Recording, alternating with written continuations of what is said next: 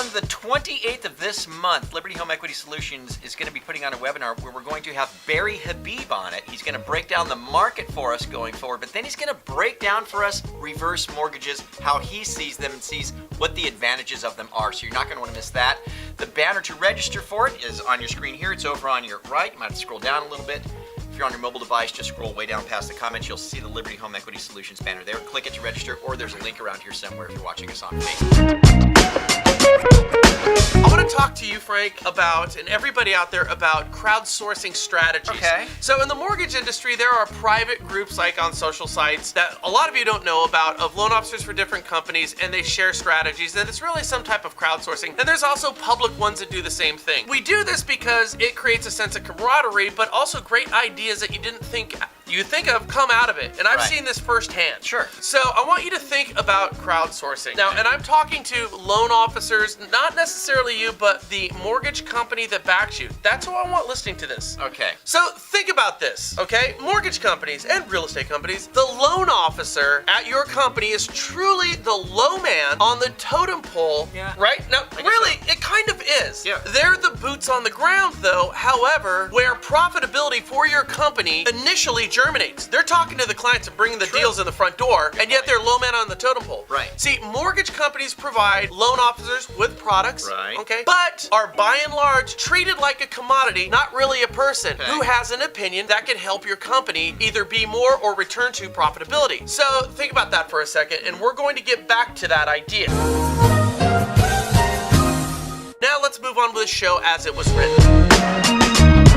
So, I had to rewrite the show earlier today because Ocwen is laying off over 2,000 people. It's a lot. And I said, let's see how they put a positive spin on this whole laying off everybody without reading the article. Okay. Then, of course, Frank, I read the article. Got it. Now, they did put a positive spin on it, but they didn't. Okay. And I gotta say right now, seriously, much respect to Ocwen for not BSing everybody, because we would have seen right through it, but much respect because nobody does it. Okay, so here's a quote from the article. Okay. While the decision to reduce our workforce and close certain sites is difficult due to the impact on employees, they are necessary if we are to return to profitability. That's pretty crazy. So they just said, hey, listen, we are not profitable right now. We got to lay people off. That was honest. Now, seriously, guys, I've been looking at this stuff for years. I've never heard this. Get a load of this statement by Ocwen. Okay, they go on to say, further, it is possible that we have misjudged the number or allocation of positions needed to run our operations effectively, and critical functions could be understaffed. Wow. Potential negative publicity accompanying the site closures and workforce reductions may invite increased regulatory inquiries. Any of the above risks or a combination of these risks could impair our ability to realize anticipated integration synergies and result in a material adverse effect on our business and operating results. That is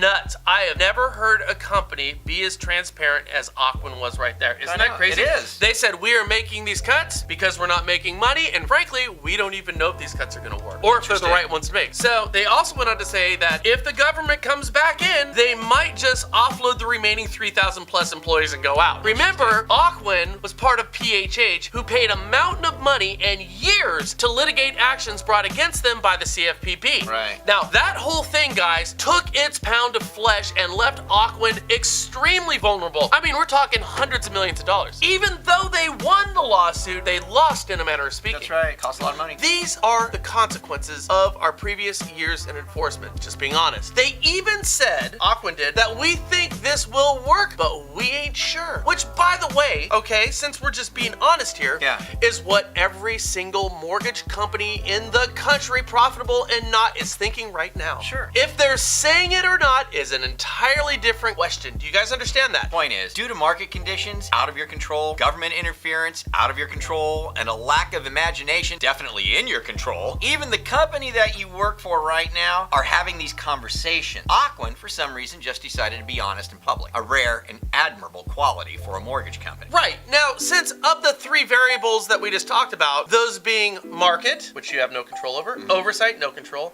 or strategy, imagination, you have control over, right? Only that one is in Ocwen's control right now, and every other mortgage company, to right their own ship. So I hope Ocwen, I hope they understand that that more deals is the only cure, and more brains looking at those options might just be where the solution is. With those low rung on the totem pole loan officers actually germinate your success. Seriously, guys, I want you to think about this just in large, real estate as well. Crowdsourcing, back to our beginning. Crowdsourcing your ideas. It's all we do over here with our strategies, me and Frank. I mean, seriously, we listen to our viewers and our users about what works and what doesn't work, and then we try to do what works, and we try to stop doing what doesn't work and share it with you. That's pretty much what we do, and we'll throw our own spin on it, but it doesn't happen without our type of crowdsourcing that we do. We don't have all the answers. So for Ocwen and every other mortgage company out there, I want you to think about this. Seriously, try having a bottom-up brainstorming, crowdsourcing type of session with your boots on the ground people rather than a top-down type of strategy to fix your problems, where you have questions right now that you're so gracious enough to share with us.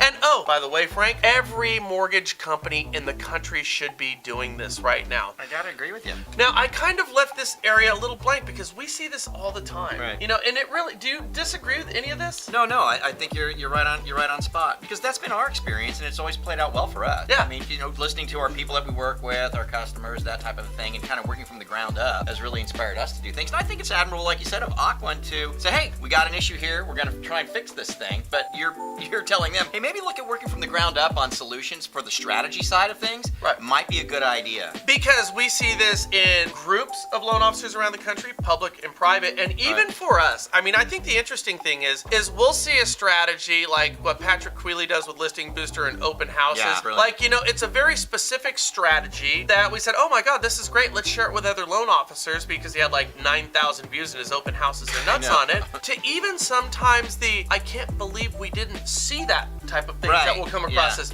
So we see the minutia and the extravagant in terms of what we miss, because at the end of the day, we're just a handful, a small collective of brains. When we increase our pool of brains and we start to listen to folks, boy, great ideas, it seems always comes out of it. So give that a shot, guys. Yeah, let us know your thoughts on everything down below in the comments. We appreciate that. Do us a favor, forward, share, and subscribe if you're meeting us for the first time. We'll catch you later here at the National Real Estate Post. And I want to say this here real quickly. So for real estate agents, you're saying, well, this is great. How can I do this? Here's what you do. Go to your competitors, maybe even some that you don't get along with, and see if you can sit down once a week with 5 or 6 or 10 real estate agents and just riff ideas. They used to call these bar camps, but riff ideas with other people who aren't in your sphere of influence, because they have ideas where you can all benefit from that collective brain power. Crowdsourcing, give it a shot. You know what's interesting is a lot of successful people are always just so willing to share too. Yeah, oh, they are. Just so willing. Just like, absolutely, I'll show you everything. You know? It is. And I think what you'll find is when you're in a collective or a group, there is some type of accountability to each other, because when you show back up, you want to have implemented some things. It's accountability, guys. Just crowdsourcing. Think about it. There's a whole bunch of answers to the problems that ail us today. There you go. Catch you later. Bye.